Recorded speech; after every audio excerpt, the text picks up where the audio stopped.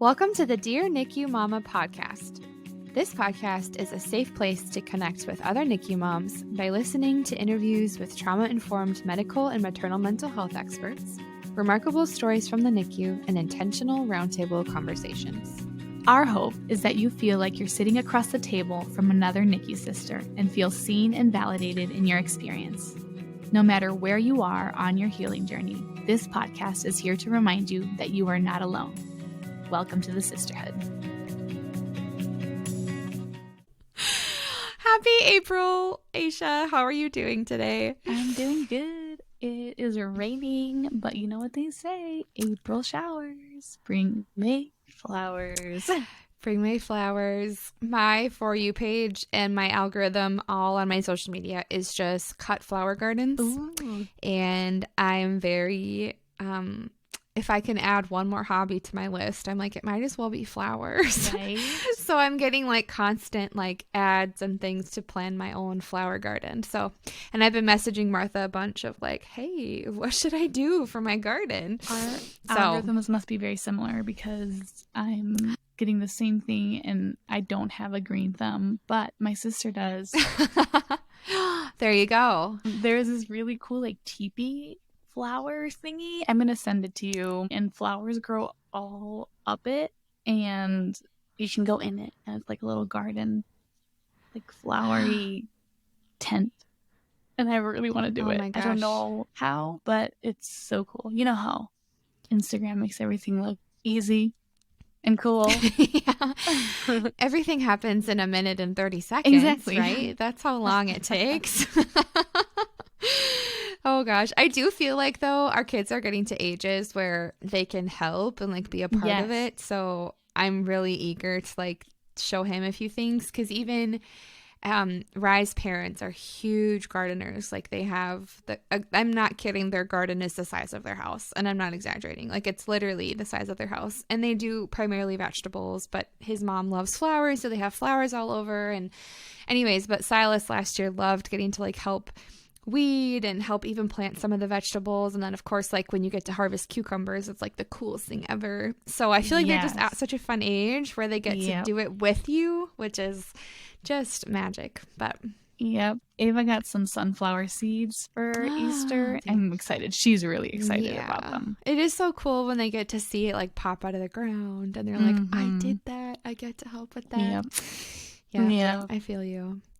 Well, I love it. Well, Mamas, welcome back to the podcast. If you are a longtime listener, hello. Thank you for always tuning in with us. And if you are a new listener, welcome officially to the podcast.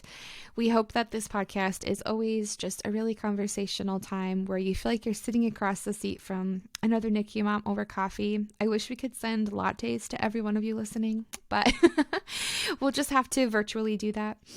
But we do these really fun Mamas Call-In episodes where we have the opportunity to hear from members of this community, and they're always some of our favorite episodes because we get to connect with more of you.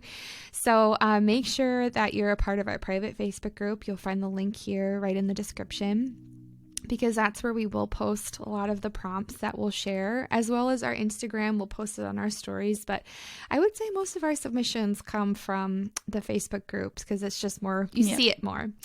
But this week we decided to do a Mama's Call-In all about this, how should I say it, phrase, right on time. If you are a longtime follower of Dear NICU Mama, you might have seen our Right on Time collection. If you could see me, you'd see that I'm wearing one of the sweatshirts, but it was inspired after our Right on Time poem. And so we thought it would be really cool to do an episode just highlighting some of the stories of your miraculous kiddos and times in their life that they were right on time. So these stories, we have some written stories that Aisha and I will read aloud, and then we have some voicemails that we'll leave you at the end.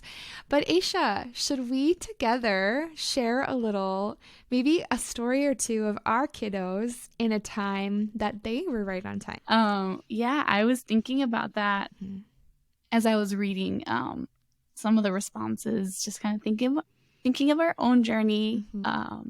Ava has absolutely, she has just always demonstrated that she's on her own timeline, and everything she does is in her perfect time. And so, but one of the cool ones that I was thinking about was when she was in the NICU, I would make these little milestone cards with little rainbows because she's my rainbow baby. And they would be for each week that passed in the NICU. And so I was making them one day, and for some reason, like I made a pile and then like put it aside and kind of left it to the side and got busy with other things. But I remember every week I would come and bring one and stick it on her, like in her closet door in the NICU. And then it was time for coming home. And I realized I had made exactly 11 weeks of milestone cards. And she came home at 11 weeks. Whoa. And I thought that was like the craziest thing because you never know how long your NICU stay is going to be.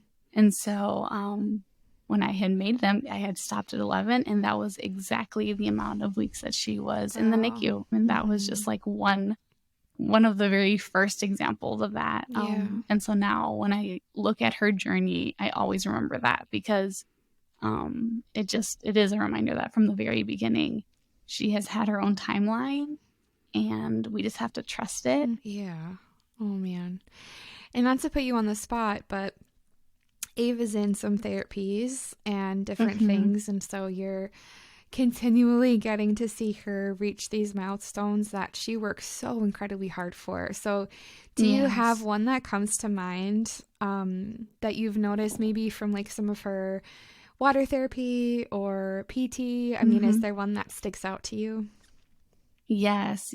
Actually, yesterday, so she has very low tone, and she's in physical therapy, she's in occupational therapy, and she's in aquatic therapy, all to help with strengthening, but also balance and gross motor skills. So things like walking and running and jumping come very difficult to her. So she's been working really hard. But just recently, she has started to go up the stairs without any assistance, and it's insane. Wow. Like yesterday, we were at church for Easter, and the kids' area is in the bottom floor, and then we were like, okay, let's go back upstairs, to leave. And she's in a I do it myself phase right now. And so I went to go like hold her hand to help her go up the stairs, and she just literally started going up the stairs with no assistance. And I was just like, oh my gosh, like taking videos to send to her therapist. So yeah, she really is. She works so hard. She's in therapy like literally every day of the week. And just to see it pay off in the end is it's like amazing. It's the most amazing thing to witness. She's incredible. And you're such a good mom too, for advocating for her and continuing to, we know it's like a full-time job too, to like get them to their appointments and do those things. And it's really is a partnership, right, between like parent and child. And so way to go. Thank you. Go. Yeah. But yeah, celebrating every milestone with you. Yeah, yes, we are too. Thank you. I always feel it whenever I share it. That's the amazing thing too of being part of the sisterhood, is that you feel like you have this whole group of women that are rallying behind you and celebrating each victory and cheering you on or providing that comfort when you need it too, because it's not always easy and it is hard and it's a lot of work. And but just to feel that support and know that there are other mamas that are going through the same things and are there to kind of just listen is the best thing that for me has come out of being part of Dear NICU Mama, is just the community that we get to be a part of. Yeah, it is really special. I love and it. How about you, Anish? Do you have any right on time stories? Sai has also overcome so much. Yeah, I feel weird like saying this, but like I wrote the poem right on time. When I wrote it, I think this was now 2 years ago, if I remember correctly. So Silas was like just graduating early intervention services, and we were kind of entering into like where you no longer qualify for like the, you maybe drop a couple therapies to like focus on one, or maybe you're even done with therapies. And I just remember just feeling really exhausted by the charts and the graphs, and feeling like, you know, my child is more than this. Like, and they were never intentionally right. Like, but there's just kind of this like feeling like, well, our focus is the graph. And I'm like, well, my focus is that he knows he's loved by me. And like, you know, like I'm going to work on those. I'm going to make sure he hits the milestones he needs to. Like, I will do my part to get him to therapies and advocate for him. But at the end of the day, I want him to know how proud I am of everything he does. Like, even the ones that never get tracked on a graph, the ones that never get recognition by medical professionals or things. And so that's what really inspired the poem, was just like, it was like a love letter to my son of just like, no matter what the graphs say, no matter what the charts say, like, you are always right on time. And I see this all the time with our kids, with these NICU babies, is that they defy the odds on their own timelines. And I think the beautiful thing is that we all know how hard it takes to hit those. And so like, we will celebrate the quote tiniest of milestones because it's a mountain for them. Like, they have, they fought to be here. And I vow to myself, like, I'm going to celebrate everything, you know? But anyways, tangent aside, I was thinking about like one to share for tonight, and it actually is super recent for me as well. Today we got bikes for the kids because it's finally nice enough out, and Silas was ready to maybe graduate from the Strider bike. And so we got him a bike with training wheels, and we had kind of introduced him to that last year, and he was really uninterested and was just like really didn't want to learn it, was just kind of like, it's too hard. And, you know, we were like, that's okay. And so we got him this bike, and tonight he was just pedaling around the neighborhood, and it took him a little bit. He looked at me at one point and said, "Mommy, these pedals are tricky, but I'm figuring it out." And I was like, you are, buddy. And I'm like, I'm sure the whole neighborhood heard me cheering him on. But there was just like a point where it hit me. I'm like watching him right away, and I'm just like, oh my goodness, because we've talked about it before. Like, when you're in the NICU, you wonder, like, will we have those traditional moments in childhood, right? Like, because when you're in the NICU, none of it feels normal or expected, or it's just different milestones maybe than you anticipated celebrating, like the weight of a diaper, you know, like didn't ever anticipate doing that. But then you get to this other point in parenthood, and you start to see them do these things that you wondered about when they were little like that, and you're just like, I couldn't help but get so emotional. I was just like, you're doing it, and you're right on time. Like, this is such a mountain for you. And I'm just like, I'm just screaming from the mountaintops with you of how proud I am. So that was just like a really proud moment for us. And just like, when you see all they overcame just from the moment they were born, and now riding a bicycle, it's just unexplainable pride. So Yep, you can't explain it there. You're absolutely right. And I just love, I love how you put it. Our babies, I feel like as NICU parents, we are given some like kind of like these magnifying glasses, and we're kind of like looking at our babies with like so much detail and trying to like track everything and make sure, like, you know, is everything developing how it should be, and we're just hyper vigilant. And so I think when I read your poem for the first time, what it reminded me of is just that I can just marvel in who Ava is, not what she does, but who she is. And it was such a like weight off of my shoulders. Because our babies are amazing, regardless of what they can do. You know, it's who they are. And so that poem, I actually pulled it up and I wanted to read it because, and I'm pulling an Ashley now for real, because I know you love to read impromptu other people's, what they write in the episode. So I'm gonna read You Are Right on Time. by Ashley Ham. Your child is delayed, they said. We'll watch them closely until they're 2. Your child is behind, they said, in math and reading too. If only they could see the ways they fought so hard at birth and overcome so much before they ever spoke a word. I promise to do all I can to make sure that they succeed. But my number one priority is that they know they are loved by me. My child's worth can't be contained in numbers, scales, or charts. Their essence and their beauty is found in their joy and in their heart. Every milestone they reach is a mountain they've had to climb. And as they reach each summit, I'll say, my love, you're right on time. Thank you for writing that. Thank you for reading it. It's so beautiful when you read it. Oh, man. Well, we got some really good responses. And as always, it was so just inspiring to read from the mamas in this sisterhood. So I am going to read a couple. Our first letter is from Brianne in Denver, Colorado. And she says, "Hi, ladies. My name is Brianne and I live in Denver, Colorado. My daughter's right on time story was really when she was born. My due date was July 4th and we had all the plans and her name already picked out. Then I was diagnosed with preeclampsia. With lucky me, I'm the 2% of people that get preeclampsia. You're second if you didn't have it with your first. So everything was a surprise.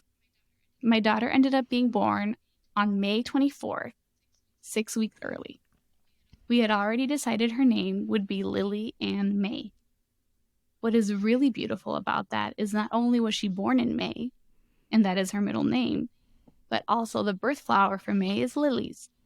She was meant to be born in May. Your tagline of NICU babies being right on time is so perfect for our little girl. Thanks for all you do." Oh, I love that. Me too. What a beautiful name. Beautiful. And the lilies. Oh my goodness. Thank you so much, Brianne, for sharing that. That is so stunning. Let's see. Okay. All right. Up next, we have one from Sarah. She says, "Hi, my name is Sarah and I'm from Georgia. Our NICU journey started in October of 22 when my daughter was born at 28 weeks because of severe preeclampsia. Having a baby 12 weeks early was emotional enough, and then we learned she had a brain bleed and 2 holes in her heart. I remember not just fearing for her life, but the obstacles she may face developmentally. At 33 weeks, we tried the bottle for the first time. It took a couple of weeks for her to get used to the suck, swallow, breathe. Even when she was consistently taking bottles, the volume was always bare minimum. We got home from the NICU and we struggled to get her to eat. Really poor weight gain for months, declared failure to thrive. She wouldn't take bottles from anyone other than mom, and most of the time wouldn't eat unless we were home. Weekly weight checks, speech therapists, occupational therapists, and a GI doctor became a part of our regular routine. We fought really hard, trusting our gut that she just needed more time. She was released from her last specialist right after the year mark of what would have been her first birthday.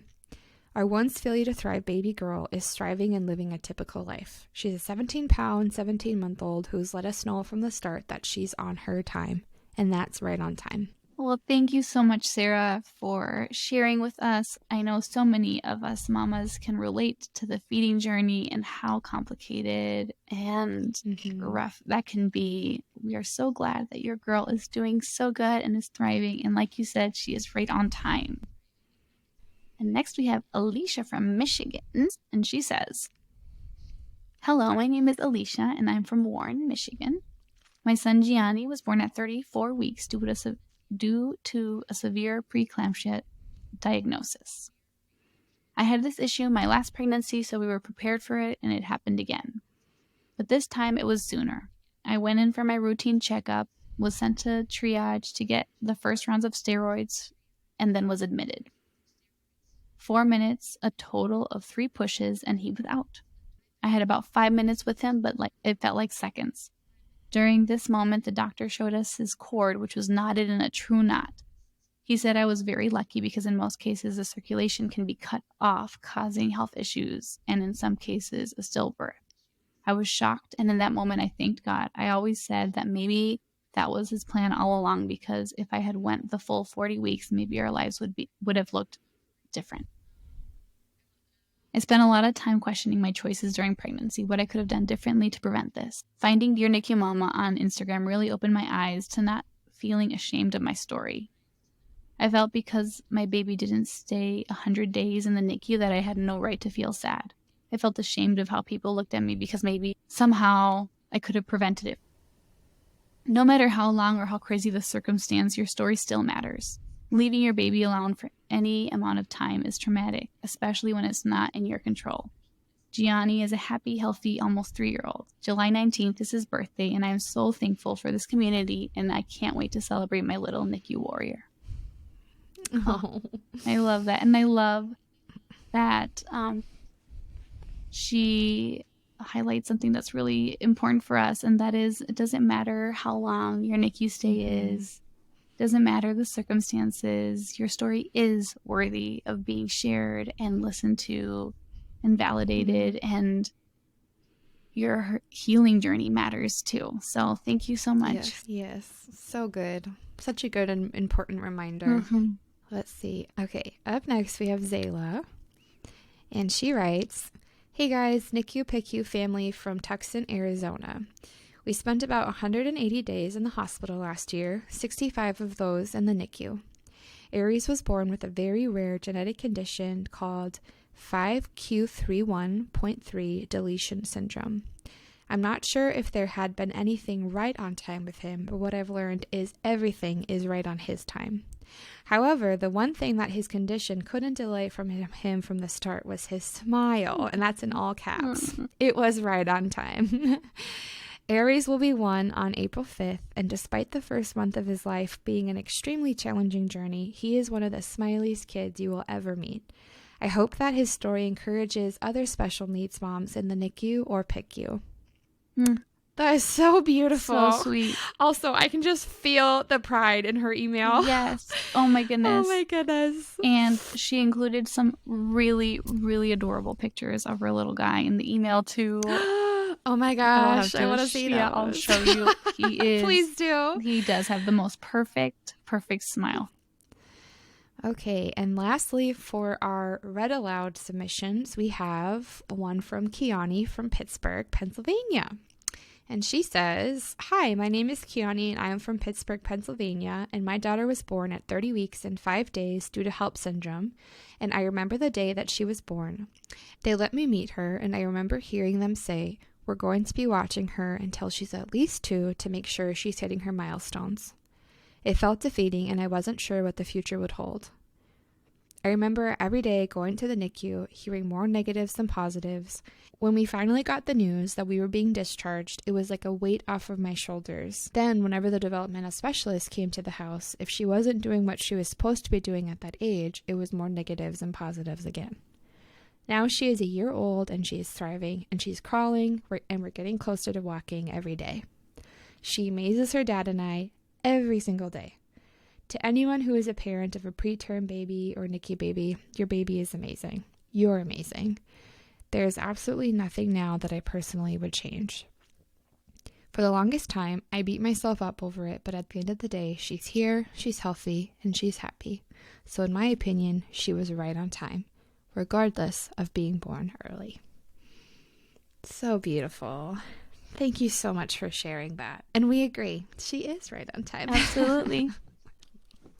Well, thank you, mamas, for writing in and sharing your stories. We know how it can be very vulnerable to open up and share parts of your story, but it's also so courageous. And we are so grateful for each and every one of you who wrote in for this Mama Call-In. And now we get to listen to some voicemails that we received as well. So let's listen to those, and then we'll say goodbye for today.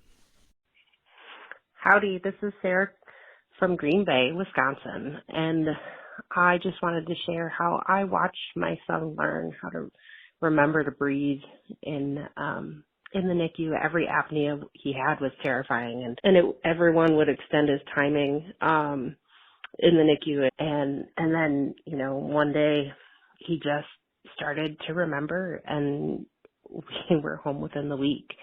And then at home, it was hard to be so isolated and just waiting for him to interact with me, to smile with me, at me, to laugh. And those things were really hard to wait for. But then when he finally did, it was so amazing, so wonderful, in part because of the waiting. From his early arrival to now, that he's finishing his second year of 4K, he has always been right on time, in his own time, even when that time was not the timing I wanted. So just know that your child is right on time too, dear NICU Mama, because the waiting is hard, but they are right on time in their own way. Hi, dear NICU Mamas. My name is Melissa. I'm calling about a time when my son was right on time. I actually have this phrase tattooed on my forearm. I was right in the thick of things with my son when the Dear NICU Mama came out with the Right on Time poem. It hangs on our refrigerator, and it is a phrase we live by every day. My son Cole was born 6 weeks early at 34 weeks. And I feel like he'll be 2 in May, and I feel like that first year is so hard with their adjusted age versus their actual age, all the milestones that they reach in that first year. We struggled a lot with having my son start to crawl and having him start to walk, and his first birthday came and went in May of 2023, and he still wasn't walking. And I was starting to get a little upset and down and trying to figure out, other things we could do to get him to walk. And don't you know, right on what would have been his due date, June 26th, that boy took his first steps. And it just reiterated why these little babes are always just right on time. We love Dear NICU Mama so much, and thank you for all that you do. Bye. Hello, my name is Allison. I am calling regarding the podcast. I am from Linden, Michigan, and I currently have a 5-month-old who was born at 34 weeks exactly. She had a rough go-around. She was an IVF baby. We had an emergency C-section due to fetal intolerance, decelerations, a placental abruption, a BPP of 2 where she wasn't breathing, wasn't moving. And we had the C-section. She came out, screamed, stopped breathing, and then needed mechanical ventilation, and then eventually was progressed into a CPAP. Even though we are 5 months old, we still have lots and lots of milestones to reach, but one of the recent milestones we've hit is rolling over. She is a roly-poly. We are actually currently hospitalized, hopefully going home in the next couple of days. But all the nurses have noticed how much she is able to roll over. My cousin had a baby who was 4 days earlier than her, or born 4 days earlier than her, and he was term, and he has yet to roll over. So we are just very proud of all the milestones that she's reached.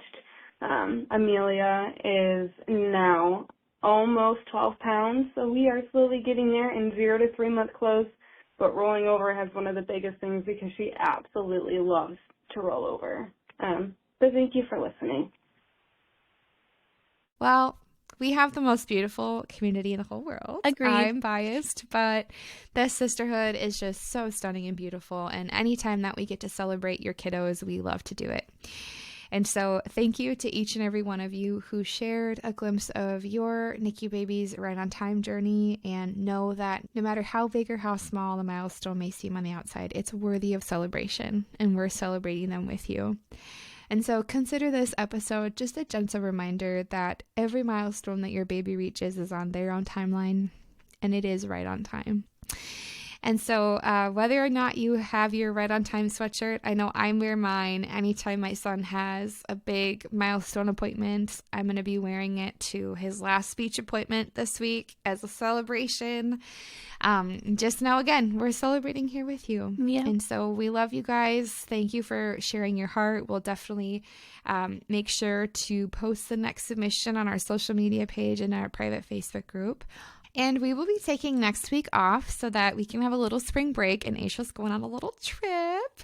So we want to give her space to just pack her bags and enjoy her trip. So we will definitely be posting some of our team's favorite episodes to check out if you haven't listened to those. But we will be back in 2 weeks talking a little bit about C-sections. So we're really excited. It is C-section Awareness Month, so we hope to touch on that a little bit. But once again, thank you all for listening and just being a part of this community. We will miss you guys dearly next week, but are excited to be back in a couple. So have a wonderful rest of your day, and we'll be back soon. Thank you so much for listening to the Dear NICU Mama podcast. If you loved this episode, we'd be so grateful for a review. For more ways to connect with the Dear NICU Mama Sisterhood, check out the links in the episode description.